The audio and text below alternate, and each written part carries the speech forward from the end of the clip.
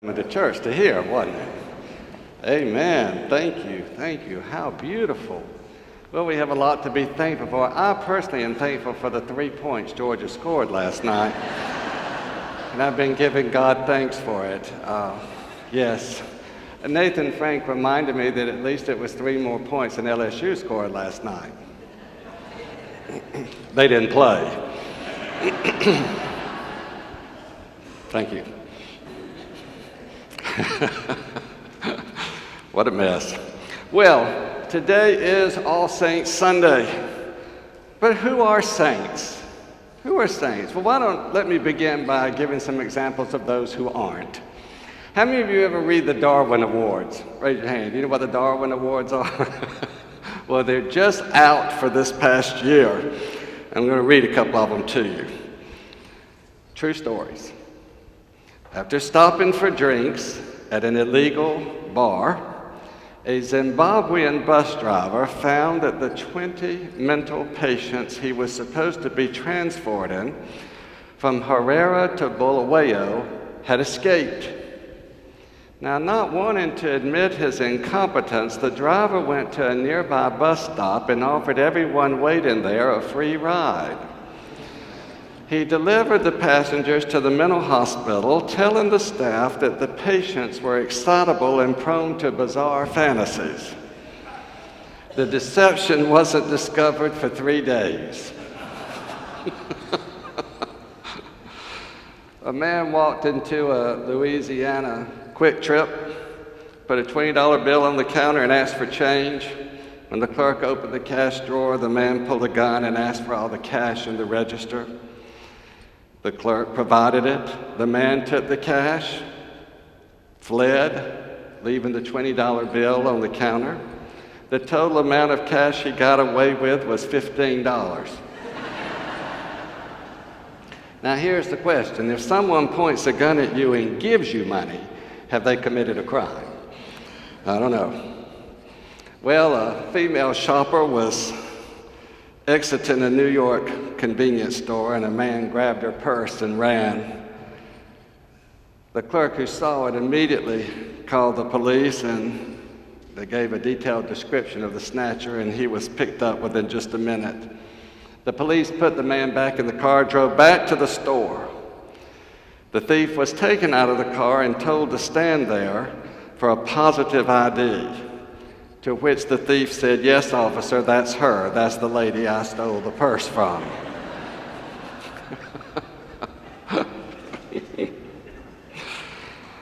Last one. In Ann Arbor, Michigan, a man walked into a Burger King, 5 o'clock in the morning, flashed a gun and demanded cash. And the clerk turned him down because he said he couldn't open the cash register without a food order. So the man ordered some onion rings, and the clerk said, "We don't serve those for breakfast." And the gunman turned around and walked out of the place frustrated. I love the Darwin Awards. They're just wonderful. Well, I'm not sure people like that are saints at all. But who are saints? Saints, on the other hand, are those who live now or who have lived, who strive to love God with their heart, their soul, their mind, and strength, and their neighbors as themselves. Who do you know like that? Who are the saints in your life? I've spoken a lot over the years over my mother's mother. My grandmother and my grandfather, when I was a little boy, would invite us sometimes to stay at their home for 10 to 12 days at a time in the summertime. And we loved to go there because, you see, we knew that we would not be the only grandchildren there. I've told you that my mother was from a huge family. There were 7 children. When my grandmother died in 1993, she had 156 blood offspring, not including in-laws. I'm from a huge family. I was telling Elizabeth I'd never counted up my nieces and nephews. I have 16 nieces and nephews and 4 great-nephews. I'm just from a huge family, gigantic family. So when we knew we went to my grandparents' home, we would have a lot of people to play with. We enjoyed playing outside. My grandfather had a barn with a mule in it named Pet. That's an original name, isn't it? Pet, for your pet. We caught lightning bugs. We played kick the can. And then my grandmother had this uncanny way of getting us to the front porch, and we'd sit in rockers, all of us. She had this huge front porch. We had rockers and chairs out there. And my grandfather would bring in the butter beans and the green beans, and she would make it a competition to see who could snap the most. How many of you have ever done that? Have you ever snapped butter beans? Well, many of you have. Isn't it fun? Don't you enjoy doing that? It's not enjoyable at all unless you're in a race with your sisters or your other cousins. Well, when Sunday rolled around, my grandfather, now this was in the olden days, would put all of us in the Chevy that should seat comfortably 4. There were about 10 of us in it. And he drove us to Ackworth United Methodist Church. We would get out and we'd go to Sunday school, and then my grandmother would come and get me because I was the baby of the family at that time. And I would sit between my grandfather and my grandmother in church. And my grandmother loved to sing. Her favorite hymn was Leaning on the Everlasting Arms. And all the other hymns that I ever heard her sing had something to do with heaven. On Jordan's stormy banks I stand, I'm bound for the promised land. Oh, I loved hearing it. I thought of my grandmother as you sang it. When we all get to heaven, shall we gather at the river? Soon and very soon, swing low, sweet chariot. And the sweet by and by will meet on that beautiful shore. I want you to know I know all the words to those hymns by sitting at the feet of my grandmother. In her last days, my grandmother died just short of her 98th birthday. She spent 7 years in a nursing home in Cartersville. Every time I went to her little room there, she was in a wheelchair, and we'd walk in, and we would visit for a little while, and then she would roll over to the organ and turn it on, and she'd say, "It's our time to sing." I want you to know I never went to my grandmother's where we didn't sing. And we would begin with Leaning on the Everlasting Arms. And then she'd go to On Jordan's Stormy Banks I Stand. When we all get to heaven, you get my drift, all the heaven songs. My grandmother knew deep in her heart that this world we live in is our home only for a short time. One day we will gather together in the great room where the banquet of heaven will take place. My grandmother did not lead an easy life. She had a lot of sadness. Her countenance was always radiant. She lived most of her life in the lower socioeconomic category, but she was rich in relationships and in faith. I've told you before, she was a giver. I never went to my grandmother's home ever without her putting something on the table for us to eat. Always. And in her room at the nursing home, she always gave us something to eat. Every person who came in, now you've got to have some candy, or you got to have some fruit, or you got to have this. She didn't ask you if you wanted it, you had to have it. She was going to give it to you. Now I want to tell you why I'm sharing this about my grandmother. Because I want you to know that my grandmother centered her life in loving God with her heart, soul, mind, and strength. And she loved her neighbors as herself. And you see, when I was in her presence, I knew I was not far from the kingdom of God. I believe my grandmother was a saint of the church and in the lives of many. And if you go to Ackworth United Methodist Church today, both my grandfather and my grandmother's pictures are in that church, hanging there. Not because they were perfect, but because they loved God with all their heart, soul, mind, and strength, and sought to serve others. Her songs were ever at the forefront of her mind, her heart, and her tongue. And one of the things I treasure the most is when each of my children were born, my wife and I drove them to Ackworth when Grandma was still in her home in Ackworth, and to Cartersville when she went in the nursing home. And she would take those babies in their arms. Usually they were crying. And Mama Ruff would put them on her shoulder, and she would rock and she would hum, I'm leaning on the everlasting arms. On Jordan's stormy banks I stand. When we all get to heaven, holding those little babies, I wouldn't take anything for the memory of that. Though my grandmother has been dead since 1993, yet does she live. She lives in my heart. She continues to inspire me. She continues to teach me by the way she modeled her life.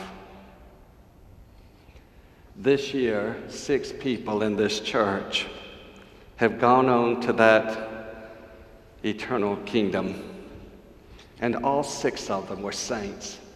Perhaps you didn't know all of them the way I know them. Some of you are new here today.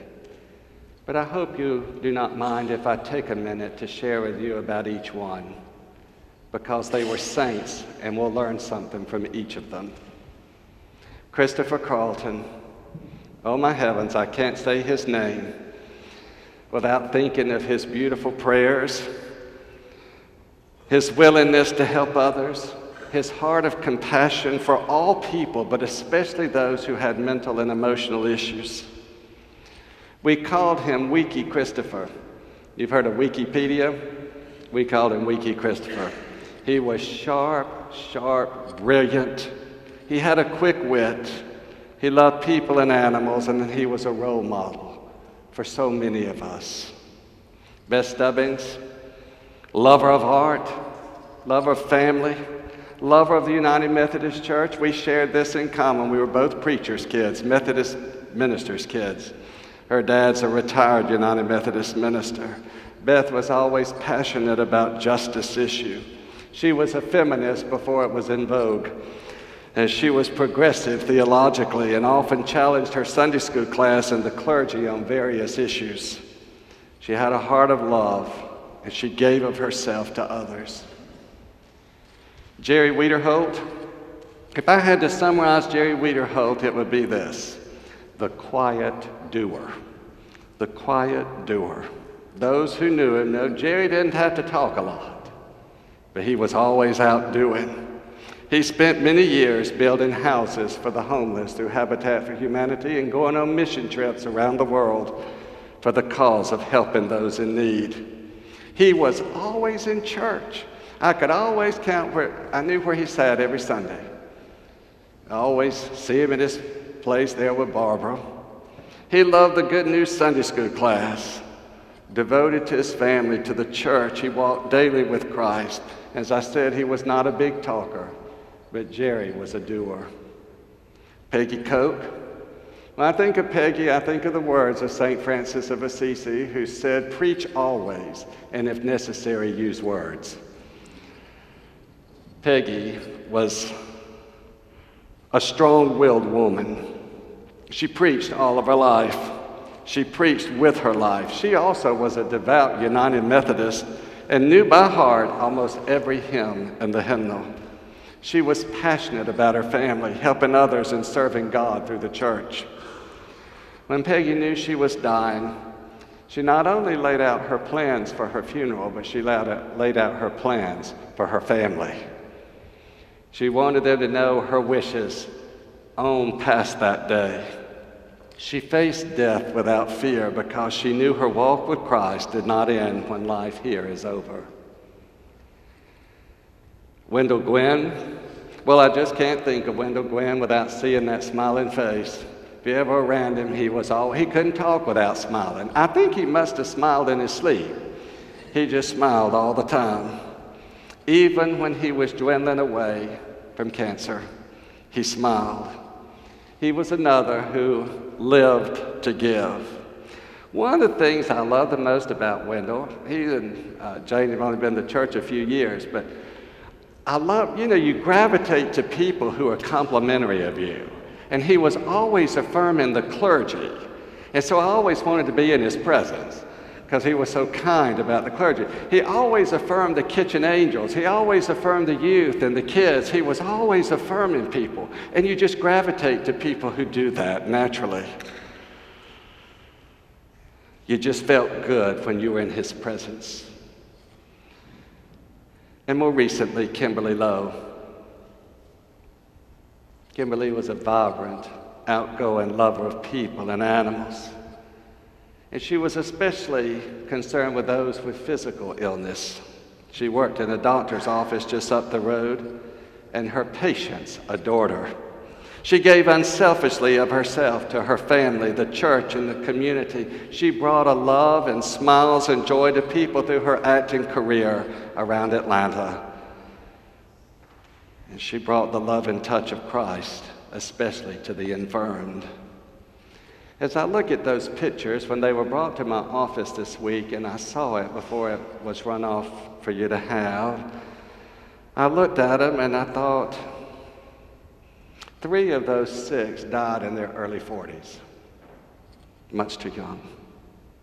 4 of the 6 died from cancer. I read the other day what Stuart Scott of North Carolina said about cancer. He said, when you die, that does not mean you lose to cancer. You beat cancer by how you live, why you live, and in the manner in which you live. I can truly say that to each of these who are pictured here, that they all fit the description of the Apostle Paul, who wrote these words, I have fought the good fight, I have finished the race, I have kept the faith. Today we remember these saints, but we also remember all saints throughout the centuries. And the truth is, the saints of centuries past have something to say to us today. You see, they've walked the path that we walk, some of them under persecution and duress, but they walked the path in faith. They trusted in the message of God that was handed down to them by saints in their lives. They trusted in Jesus Christ and found redemption and hope for the future. Now, as followers of Jesus Christ ourselves, our hope is built not in contemporary whims and desires of modern society, not just in our own efforts, but in trusting the witness of those ancient saints who walked the path of faith long ago. One of the things that occurred to me as I was working on the sermon this week is how many of the songs, I got out the hymnal, went to the piano and sat down and just went through all the hymns that my grandmother loved so much. And you know what's amazing to me is how many of them mention water. And the sweet by and by we shall meet on that beautiful shore. I'm bound for the promised land. Oh, who will go with me? On Jordan's stormy banks I stand, you know. Over and over the words of water shall we gather at the river. On Valentine's Day of 1997, I had a dear friend of mine to die who was 44 years of age. He was an emergency room physician at Northside Hospital. He died from malignant melanoma from a mole on his arm that spread all over him. He left behind a wife and 4 children. I was there the morning that he died, and he was coherent all the way up until the end. I had left the hospital, and he died shortly after lunch. And talking to his wife, she said, the most peculiar thing, he said, we were talking about the children. And all of a sudden, he got this sort of faraway stare, and his last words to the wife were, how am I going to cross all that water? How am I going to cross all that water? And I'll never forget that feeling of thinking our foreparents maybe know something we don't pay much attention to. Those old hymns of our faith, maybe we need to pay more attention to them. Shall we gather by the river? On the other side, there we will be in the banquet of heaven. I want to close with a poem that I think summarizes these saints. I used it recently. It goes like this. You painted no Madonnas on chapel walls in Rome, but with a touch diviner you lived them in your home. You wrote no lofty poems that critics counted art, but with a nobler vision you lived them in your heart. You carve no shapeless marble into some high-souled design, but with a finer sculpture you shape this soul of mine. You built no great cathedrals that centuries applaud, but with a grace exquisite your life cathedraled, God.